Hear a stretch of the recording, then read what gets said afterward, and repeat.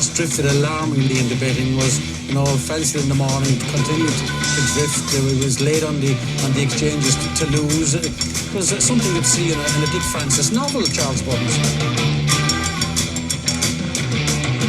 The ground is soft. It's heavy. It's soft on times. It's heavy. Okay.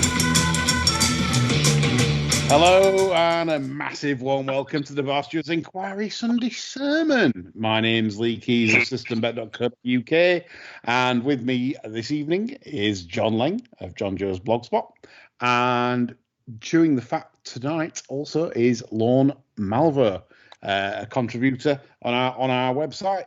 He's done an article for us, and I hope he's going to do another article for us this week at some point. Yeah.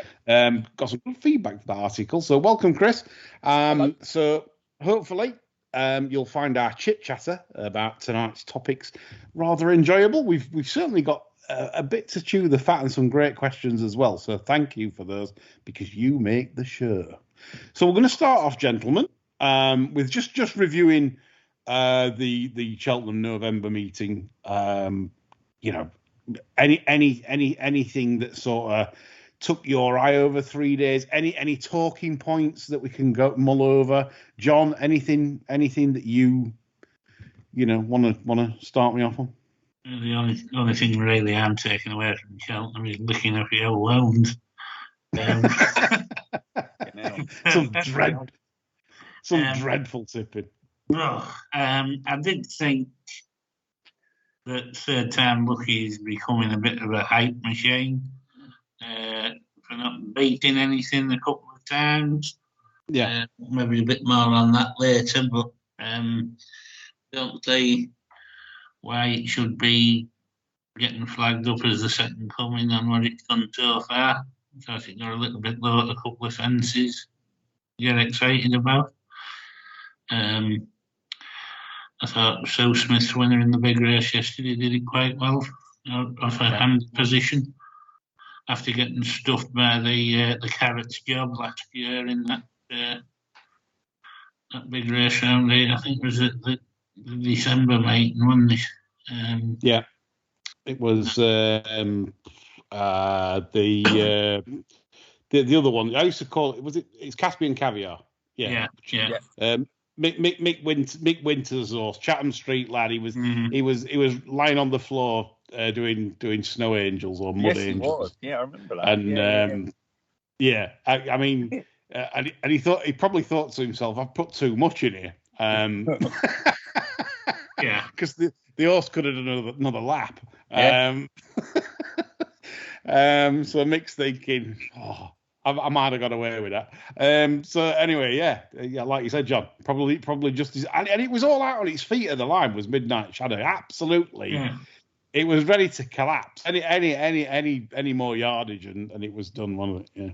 Yeah, it was a good effort. Yeah. I mean, we were, as bar stewards, we were extremely upset to see the bumper winner Bonte do the business in the finale of the bumper yesterday, the Mayor's Open National really Flat. Refreshing, yeah. Yes. I can honestly say that I was absolutely belly busting for the other one to get up and beat it, and it was sad scenes. The Ginger Hitler ended up with his 3-point win nap. The good news is, folks, that I'm going to hit him heavy on the Rule 4. There was some big Rule 4s in the morning, and I'll make sure I'll find out who the biggest Rule 4s were and take that off him. Right. Yes, we've got to be fair in this game. We've been asked for fairness on our tipping. So for punters, we'll hit Ginger with. You can tell he done all right yesterday because he was on the blow, wanting to get me to go for a game of snooker at lunchtime today. Anyway, it's off. And rightfully so, John, as well. Yeah, absolutely. Did any of you chaps capture anything today? That, I mean, wasn't it poor fare today?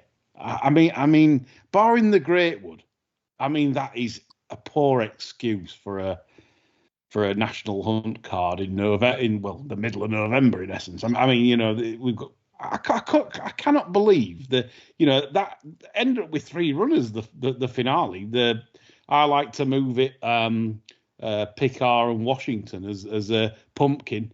Took his out of that. I just find it astonishing in this day and age, which could lead us really on to our first topic this week, which is regarding the small fields and the problem we've got for the national hunt scene, which is the small fields in these novice chases especially, and novice races, graded races. Obviously, trainers are frightened to death to run anything and get close up to anything. I get that. I understand it.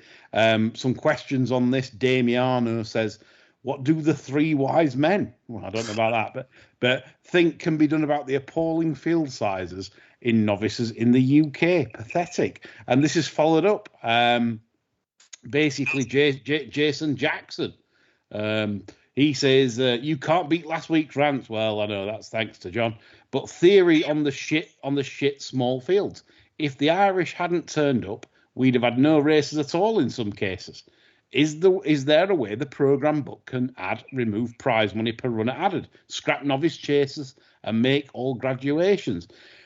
I'm interested to hear what you guys think on this. It's a very interesting, and the solutions are quite tricky, I think. So I'm going to come to you, Chris, if you can give me a soundbite as to how do we solve the small runner fields?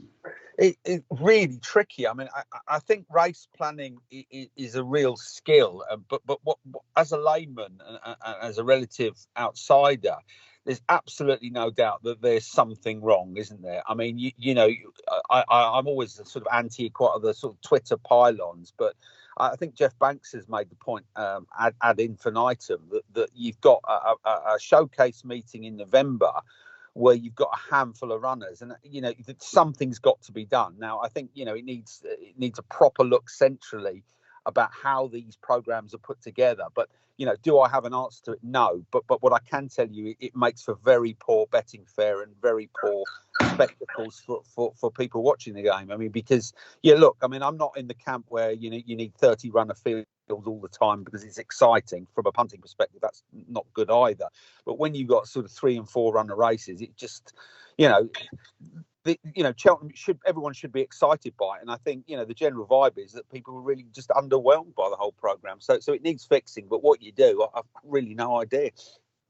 Yeah, I mean, it is a quandary. I have got some thoughts, but obviously I want to hear you two if you two have any solutions. I mean, John, if you've just heard. Well, I know. I mean, the thing is, Bob Ollinger was due to be declared at Punchestown on Saturday. Old Bob, and there was still an Irish arguing. Well, there are 14 runners, but as we know, chaps, it doesn't matter how big the field size is.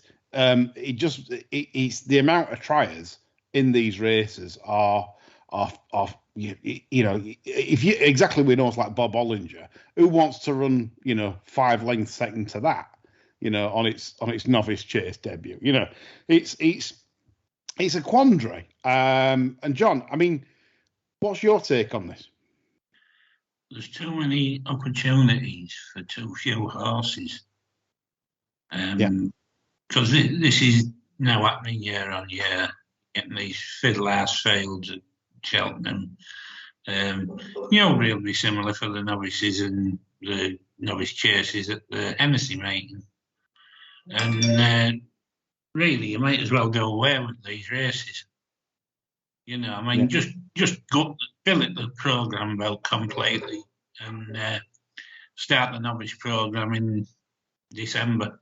Making Boxing Day your start-up point, something like that. Trainers are showing you they don't want these races, so respond to it. Take the opportunities away from them. If they're not prepared to run their horses for decent money like that, then they'll be saying, it's too fast to count them. Well, I've been luck because you haven't even bothered running horses in previous years. So this is what you're going to be getting left with. Yeah. We talk about market forces. Let the market forces dictate the programme to a certain extent.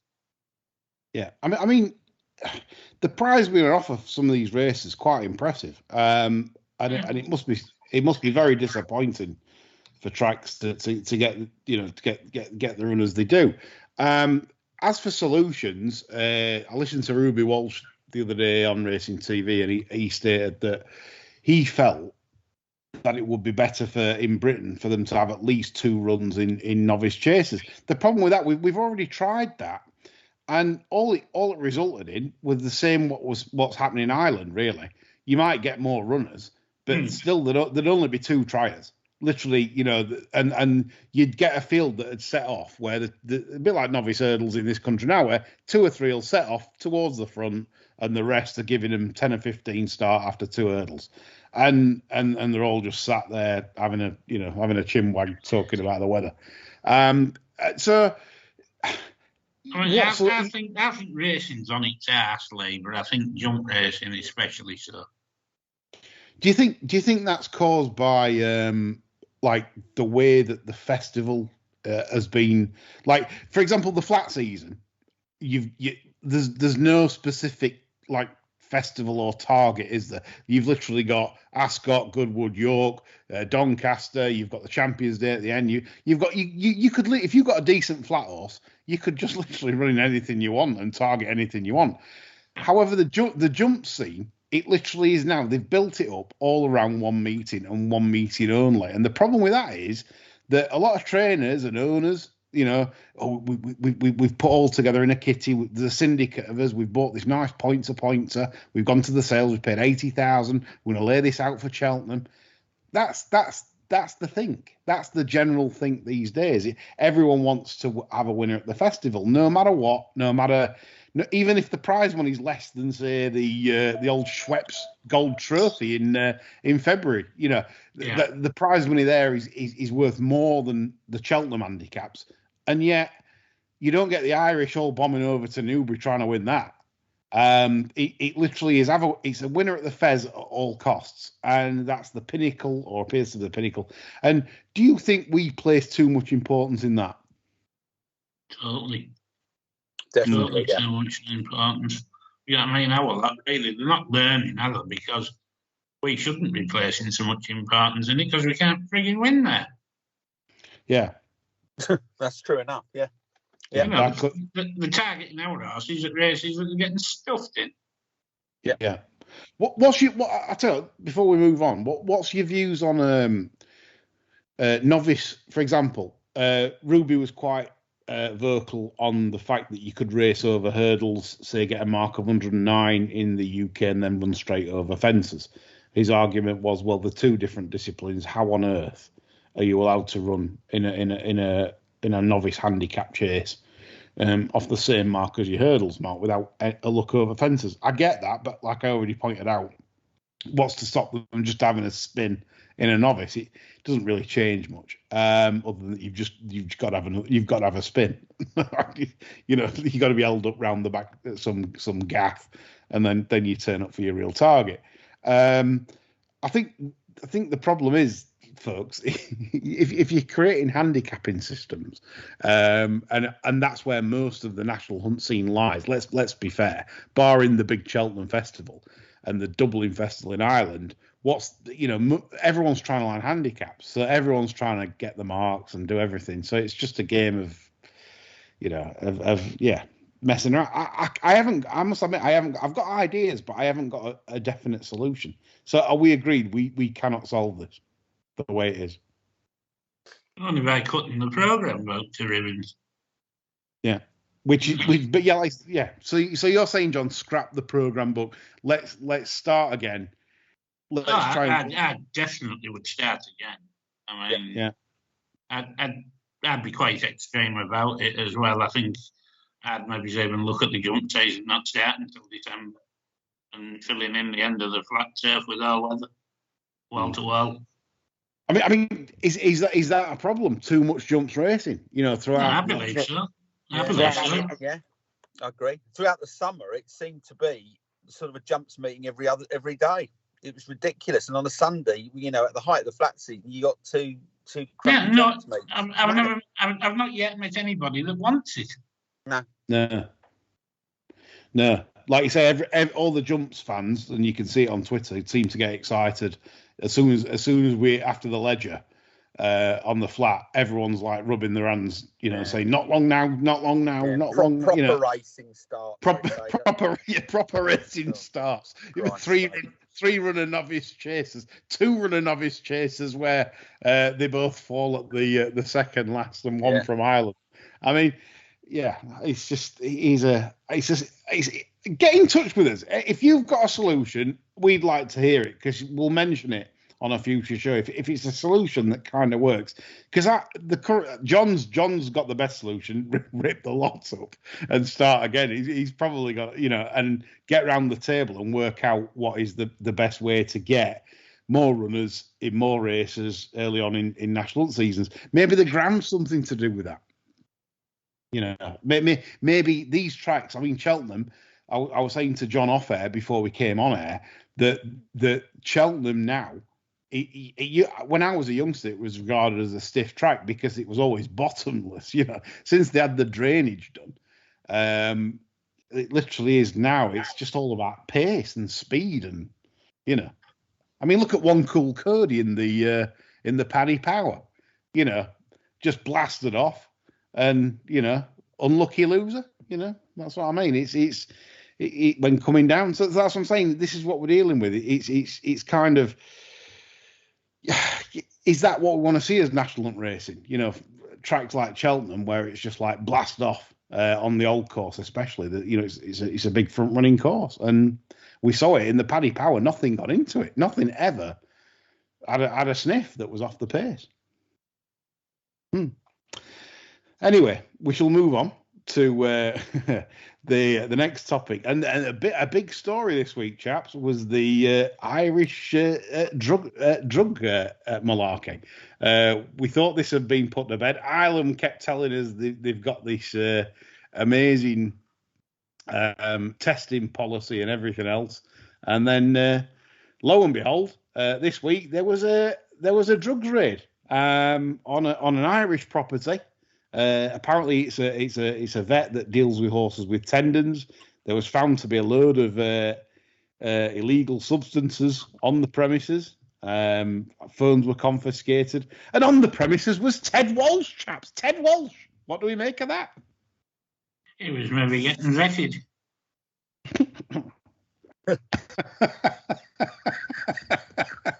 I mean, I just find this astonishing that.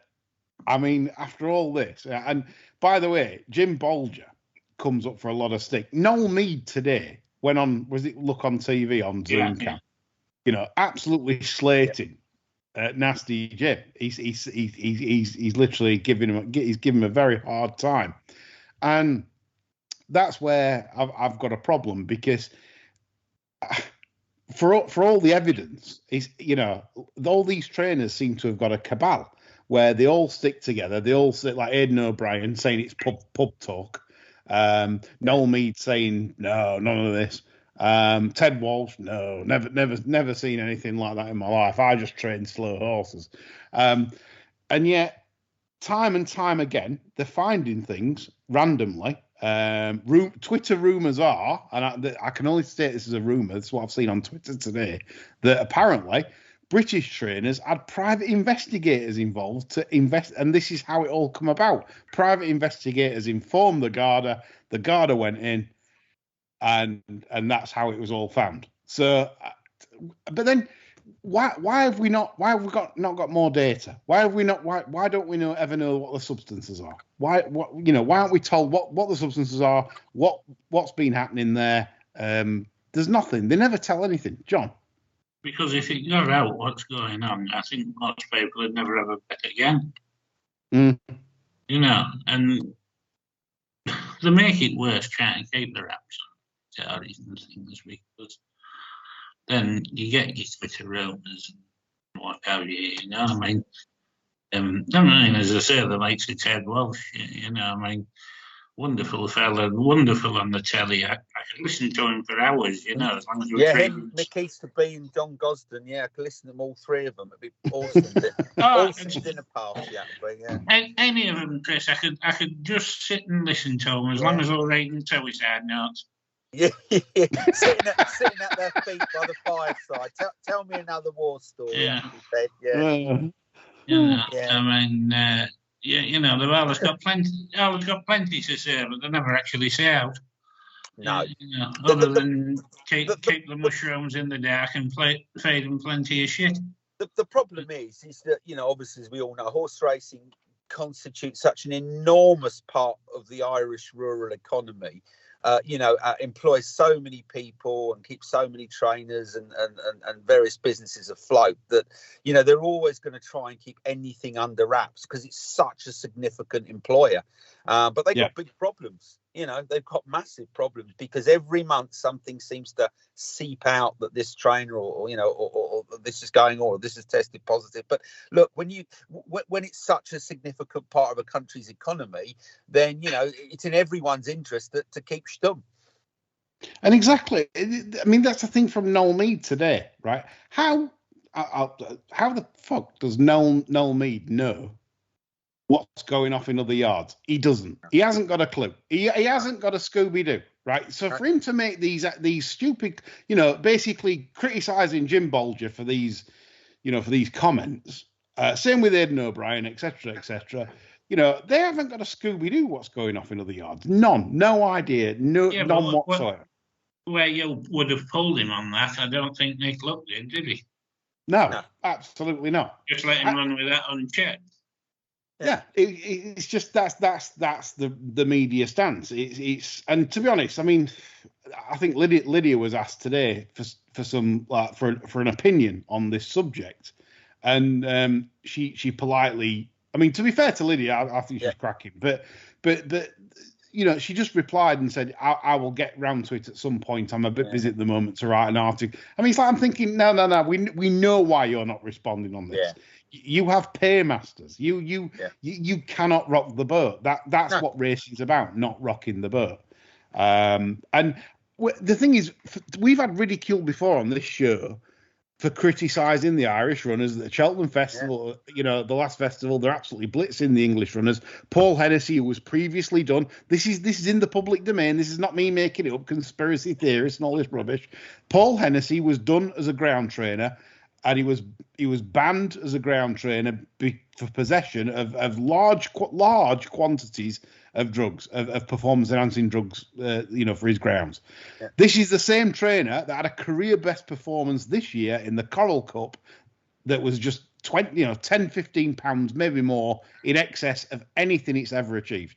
And it's won on the Billy Idol in a Coral Cup. Now, is everyone just to sit silent and just take it up the arse? I mean, this is the point. You know, do we take this lip service from trainers, or do we actually want a game where we can actually say, right, we want this up front and we want it as clean as we can possibly make it? Because I'm sorry, there's too many vested interests here that are butting in, including the Irish horse racing authorities that are trying to defend themselves profusely, saying no, and things keep coming out. And I think it's like the BHA are just as bad. And so I'm not just going to signal out Ireland. I mean, you look at recent things with John Gosden, embarrassing. You know, like drug cases in this country now are brandished as literally slap on the wrist offences. William Agus, 2019.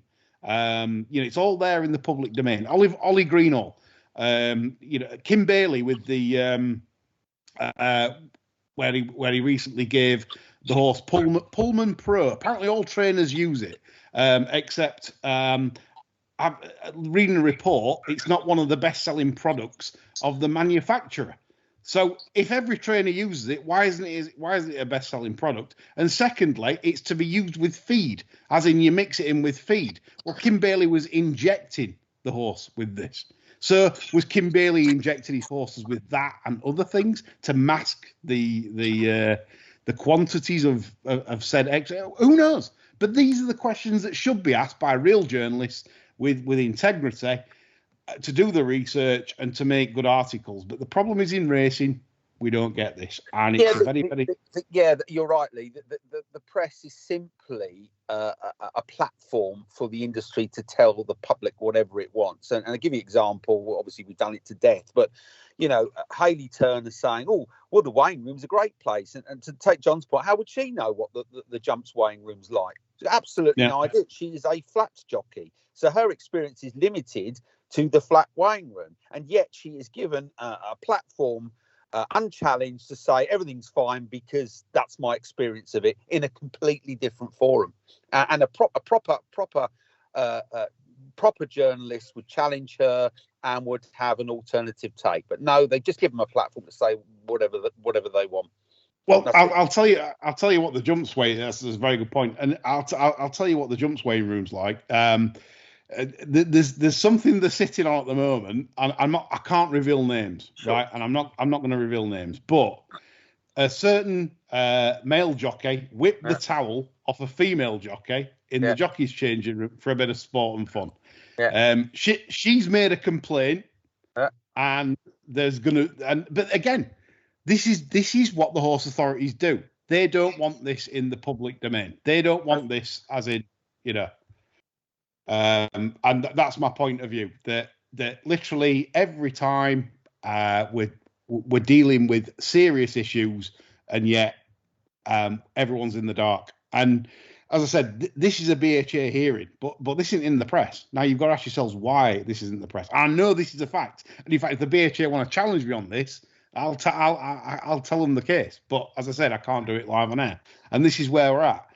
And it's not acceptable for a sport to bet on up front, for the future, everything else. John, any thoughts? I agree with you entirely, Lee. It's not acceptable. Maybe it's a job for the Horse Race Betters Forum to start asking a few awkward questions, but of course, as a BHA approved body, I don't think we need to be holding our breath, do we? No, certainly not. Okay, we'll move on. What do you think? Listeners, what do you think about...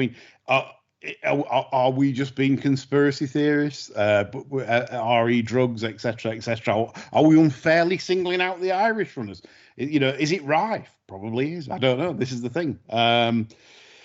But I think we need more transparency, certainly with the recent articles that have come out this week. Okay. A question from Uncle Ernie. Thanks for your question, Uncle Ernie. He says, why is the racing media full of so many pretty boys and girls? What is the obsession with bringing in ex-Love Island D-list celebrities to front the sport? And why do so many presenters come across the channels have a plum in their mouth? I could go on, he says. Who wants to start me off? I had an Uncle Ernie. The first time I met him, we had a cup of tea, and the excitement must have got to me because I nearly went straight to sleep. And I must have tossed and turned like hell because when I woke up, my pants were off. Did he ask you to go in his pocket for a sweetie, John? Never seen much of Uncle Ernie after that. Turns For out we weren't even related. Original. Turns out we weren't even related. Yes, it's probably for a different sort of podcast, that, isn't it? Possibly. Yes. They are very good looking, aren't they? We lurk behind a logo when we do this, and probably for good reason. There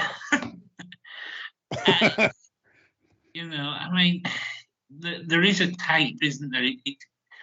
It kind of as though there's a factory knocking all these people out, and if you don't come out of that particular mold, don't bother applying, really. Sedentary, ugly old bastards like us have no chance, have we, really? You can argue, TV is a visual medium, isn't it? So unless you've got a huge amount of gravitas and you've been in the sport a long time, producers are always going to look to try and recruit, visually pleasing people. I think the Love Island fella, I think he's had a lot of stick in the past, hasn't he? But he sort of does come across as an enthusiast. So I don't think he's one of these characters that's just sort of been parachuted in by virtue of the fact that he's, good looking and as part of a popular show. I do think he knows, he does follow the sport. But as regards the people with plums in their kind of mouths, etc. Well, look, if you're a relative of a trainer in particular, not so much jockeys, etc., you're going to come from a certain social class, aren't you? And you're going to have gone to the right schools. You're going to have, the pony club and all that. So, you are going to be posh. So, but my sense is, I agree with the correspondent. I just think it's, a crappy mix of people, really. And surely we can do better in terms of the sort of people that are fronting the sport, rather than, trainers, relatives, jockeys, spouses, etc., etc. ITV, I just turn off now for that reason. Yeah, I mean, follow-up question for you guys here, because I'll be quite passionate about this answer. Andrew Woodman says, following on from this, will we ever see ITV Racing ever acknowledge the existence of professional and high roller gamblers in the way Channel 4 used to? And I will expand on this in terms of, if you remember the old guard of Alistair Down, Frankham, McGrath, McCreary, the old show. Can we ever expect to revert back to those times? Chris, John, thoughts? No. Not. I mean, punting is, gambling and punting it's the new tobacco. That they kind of give a grudging acknowledgement to it in the coverage they give, but I can't see any scenario where they're going to kind of highlight that, because of all the political pressure and the social pressure. I think racing is just a day out on the piss now, isn't it?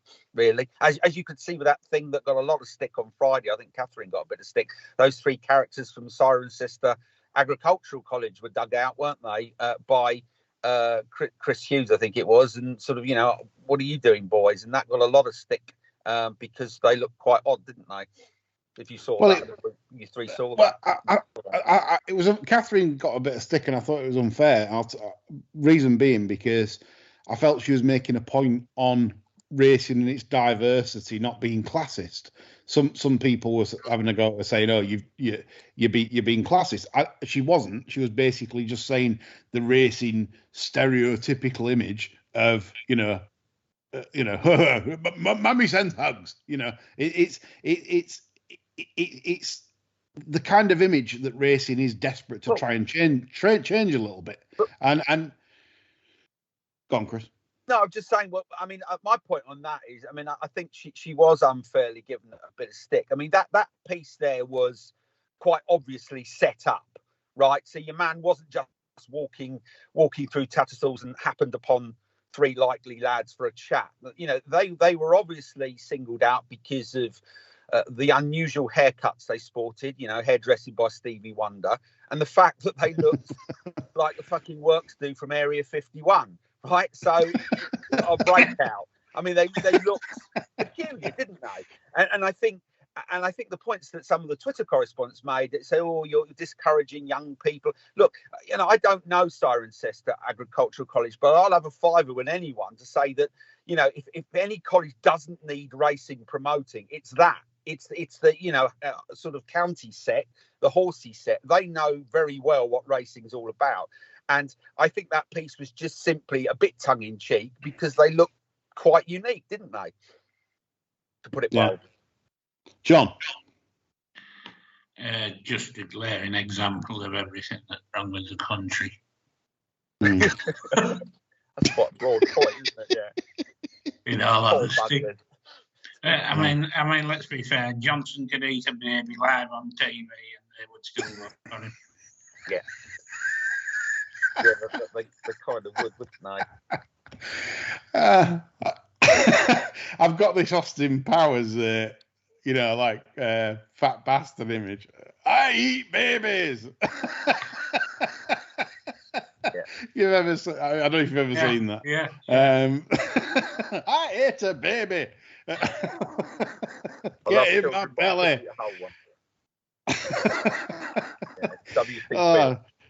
John has this thing with me. Every time he says something, I sometimes think in picture images throughout this podcast, and that was it. That was the first. As soon as he said it, Johnston could eat a baby live on. And then up came Austin Powers' character. Anyway, sorry about that. I'll come back to her. So yeah, great questions, guys. What would you like to see, listeners? Would you like the old days of Alistair Down being drunk on a morning? Probably on the spoon the night before, but chatting racing and getting to the heart of betting like Big Mac used to. What would you like? Or is this new younger Love Island scene your thing? I don't know. It's hard to say, but certainly I know which camp I'm in. The old guard for me every time. Right, Mike Owen's been on for a question, and he said, "Can you discuss, guys, the standard of modern national hunt jockeyship?" And I thought I'd start us off really, because when you consider that our jockey coaches, you've got David Cross being a jockey coach, etc. Richard Perham running the Northern Racing School for young jockeys. I mean, do I need to go on? I mean, thoughts on this? Oh, dear. I mean, I just think we had better jockeys before we had racing schools. And yeah. I don't think the two things are completely separate issues. When you look at the roster of people that's training jockeys and the factory mentality that is now churning out jockeys. And I think that applies to both codes, to be honest. I think slowly but surely we're eradicating the art from jockeyship. And when you look at the roster of people doing the teaching, there is little wonder, because there is very little natural talent on display there. Yeah, I mean that's the why don't say past champion, like somebody like a Kieran Fallon? Why don't they pay them enough to do this kind of job and actually teach jockeys better skills than what David Cross and Richard Perham are going to teach them? Betfair module for Fallon, wouldn't it? That'd be like a whole week. This is where to sit when you yeah, exactly. Gary Carter, yeah, Dale McEwen, yeah, bring the lads all back, fucking John Egan, yeah, fucking. That's what we want to see. Yeah, week's worth of horse riding, the rest is trading, isn't it? Yeah, you could do video sessions. This is the pink button ride. Exactly. Yeah, exactly. Yeah, you can get that in your armoury, and you'll get many rides from many different owners. Yeah, exactly. Yeah, quite right. Yeah. But anyway, Mike, I mean, current standard of national jockeyship, I do think it comes from because why is it then that Irish riders are better than ours? They are. Look at the talent that comes through there. That's why we import half of them, etc. Who are the instructors at the Irish racing school? I'm not sure. Probably Jim Bolger. Probably. As far as I'm aware, they don't have them. They just have people like Nasty Jim telling jockeys how to go on. I think that's it. I think they have like teachers in yards. Like somebody like a Jim Bolger. McCoy come through Jim Bolger, etc. I just think whatever the Irish do, it's the right way, because there's a number of times you look in Ireland, you'll see like £7 claimers in Ireland that look better than some of our professionals. And it's true. That's one of the skills, I think, to find good punts. Look for these new Irish claimers that are on the scene. Watch the riding style, and sometimes you think you cannot tell the difference. They probably like the experience, obviously, because they've not had as many rides. The worst double they claim some of them in the right circumstances. Absolutely, that's a skill for your punting. To be able to spot one nice and early. Not when if the media pick up on it, then it's no good. It's finished. But if you can spot one just before, that's the skill. I often like doing that. And Catherine Fry, to be fair, has told me about my national hunt punting, and said that I don't pay enough attention to jockey skills, and she's right, because you've got things like Richard Johnson in the latter years of his riding. He was terrible. He was absolutely terrible. We'll call it out here. We're not like the media. He was awful. And there's other jockeys that just I mean, Harry Skelton obviously has come in for a lot of criticism, and I think some of it is a little bit harsh. If I'm trying to be fair here, because Harry Skelton, I don't think he's as bad as Decky in his last 2 years. I just think he just lacks that poise in certain races and often makes some howler decisions, kicks on too soon in big races, possibly should have done this, should have done that.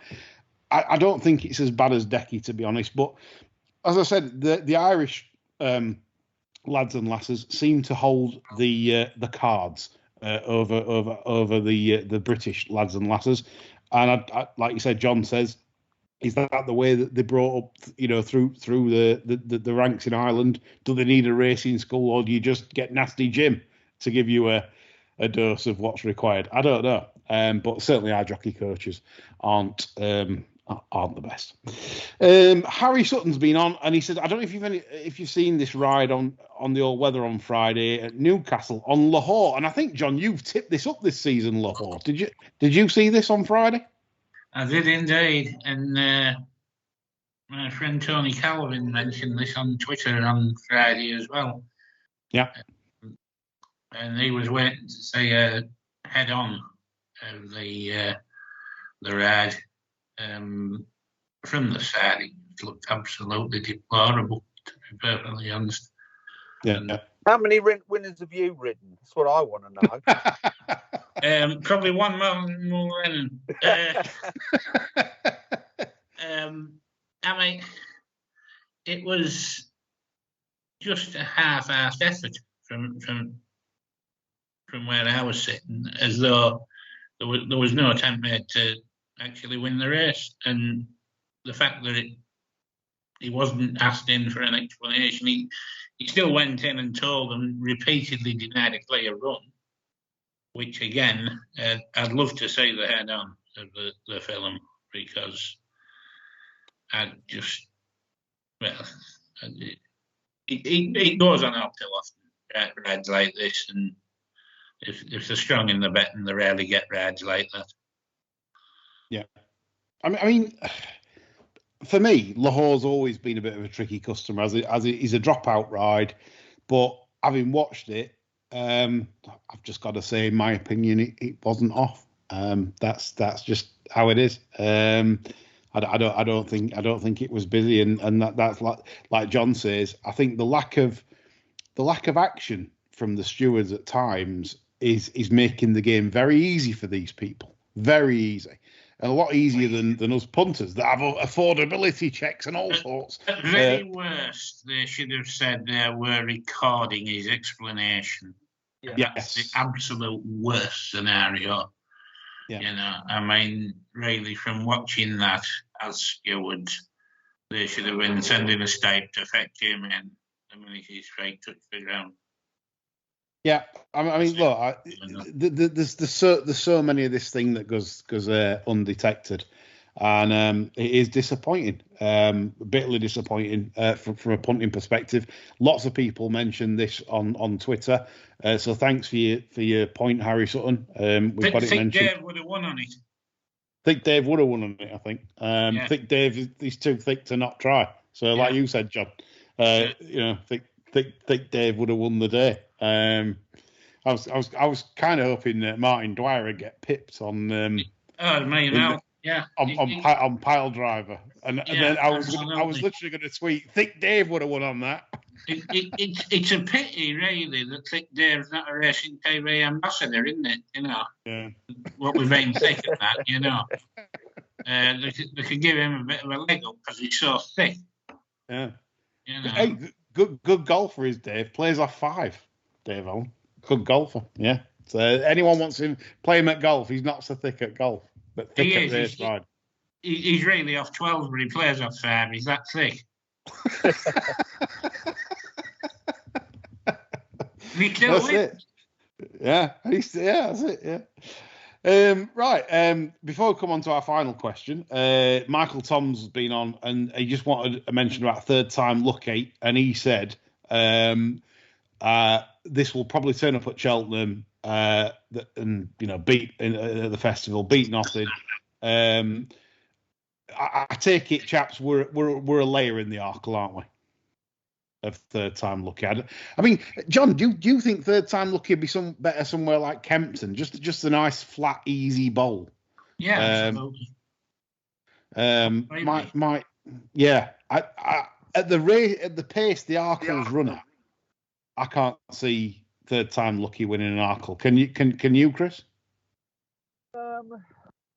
I don't think it will, but I'm not so much in the anti-camp as a lot of people. I wouldn't put a big fat line through it yet, but yeah, I mean, there's going to be better prospects come out from the Emerald Isle sooner rather than later. But I don't think it's as a sort of what's the word? A sort of a straw tiger that everyone's saying it is. I think yesterday wasn't ideal, but I think its first lob round I thought was pretty impressive. So I wouldn't write it off, but no, it wouldn't necessarily be on on the short list. Put it that way. I wouldn't be a layer lever. I'd say there's absolutely zero chance of me backing it for the art. Yeah, I think that's probably what I'm saying. I wouldn't want to bet against it, but I wouldn't have it on my side necessarily. I thought it was tired crossing the line. I thought Captain Tomcat, had he not fell, might have come back at it, Mm. Yeah, I thought it was genuinely tired. You thought it was tired? I thought it was dossing a little bit. Possible. Well, that's it. That's opinions. I mean, because I always watch them after the line, and literally, they also got into a walk quicker than me after like 10 pints. I'd done. Yeah, it was that kind of thing for me. But anyway, that's opinions on that one. But yeah, I don't think we're any of us are backers, Michael, on third time lucky. Final question of the show, and thank you for your questions because you do make the show and we do appreciate it.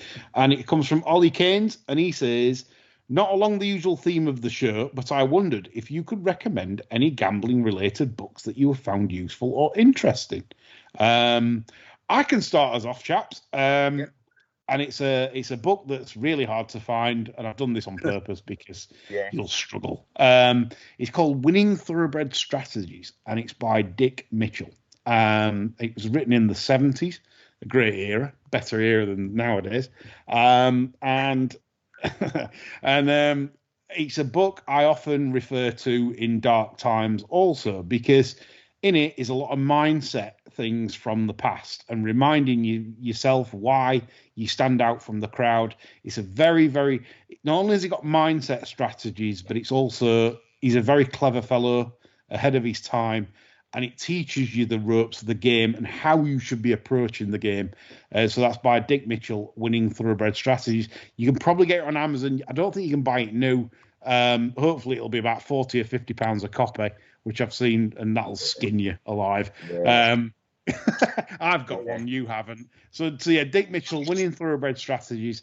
This is a book I would never part with, and I often refer back to it, which is a sign of the times of the book, how long it's been written, and also the fact that I still go back to it. So there we go. That's my recommendation.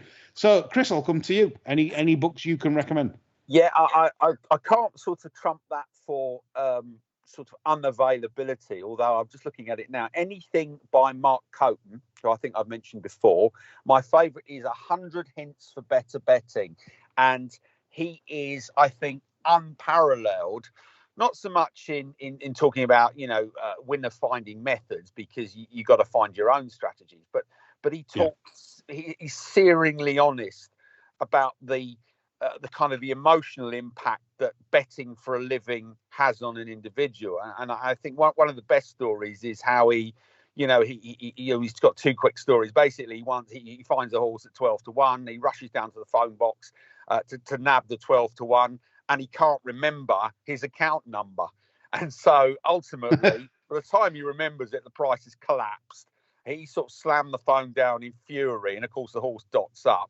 And the other one is, and you'll remember this, he finds a Paul Felgate trained sprinter right, that he thinks is massively overpriced, and he's excited all day. He's pacing the room.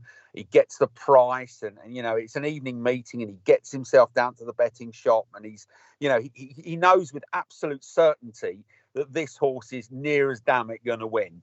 And of course, what happens? He gets fucking nutted on the line. And the way he described it is akin to seeing, you know, first he's beset with impotent fury, which I think is a great way of describing. And then the feeling that engulfs him thereafter is that if he's been witness to a car crash. And this lasts sort of 2 days. And I think that resonates with anybody that's had a seriously big bet that they're really confident of, and it just gets done on the line. And I think he writes beautifully. He's a very bright guy, clearly. You know, he's very honest. He couldn't make the game pay. But the way he describes the emotions that punters feel is definitely worth trying to find. Anything by Mark Coton. That's my I agree. I have got a Mark Coton book. Yeah. Well, one of them anyway. So it's certainly agree with you, Chris. There, that's a good recommendation. John, anything your end? Yeah, here's one for when you've read all the textbooks and you put them all into practice, and it's still gone wrong for you. And your life's in a bit of a dead end, and really you're trying to pick a bridge, really, to jump off. And this gives you an alternative out. Yeah. This is a book by Luke Reinhardt called The Dice Man. The book tells the story of a psychologist, curiously named Luke, actually, who, feeling bored and unfulfilled in his life, starts making decisions based on the roll of a dice. Now, it starts off very low-key, you know, what should I have with my breakfast? Should I have tea or coffee? I'll throw the dice, so on and so forth. It then graduates to sex, rape, murder, dice parties, breakouts by psychiatric patients, corporate governmental machines being put in a spin. There's also a cult that starts up around him after people get to know what he's doing.